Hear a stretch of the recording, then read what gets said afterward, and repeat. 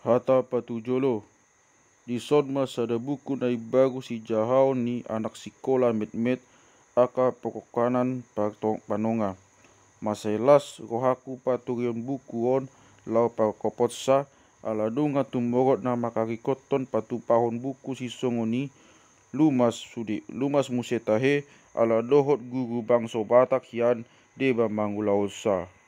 Bunga-bunga na anggur hubain goak ni buku on. Ala sumbantu si huida tupuk si jahaon akana nilehona tu anak sikolai adenggan jala ulidoi idaun ni si panonggongna lau pamalo na sida majaha sugati ay gada musedo hina denggana ala songon uap na anggur na dapot di bunga-bunga deba dianggo haku poda akana naeng lo pokonon di buku on tu rohani sifat jahai diba ini sai di hari koton rohani aka guru ma manungguli roha pangatusion diaka sisianna asa unang holan majaha hata na sida alai asa laos tusina sida na nidok ni hatai kabai diosop roha na sida poda na denggan na sinosohon ni hatai tu pokahon na sida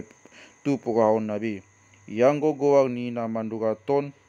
Ianggo goang ni aka na manurat buku on dapot takokom doi di aturan ni aka tupuk si jahoni dipudi ni goang ni ganup tupuk do pinaboa goang ni na manduratosa. Ianggo jojog na pakeot aka buku si jahon di sikola men tu gijang ni on songonon ma jumolo buku pok si ajaran na duai dungi buku na mogoak pulung-pulungan dungi manghutusi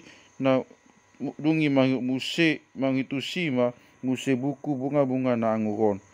rodo muse deba nari manghutusi alai saleleng soada do pei buku 30 onom tupuk si jahon ma dipayuk tusi atong sai di haringgason nang aka guru nang aka anak sikola ma morasiakon aka buku si jahoni ai ido dalan na deba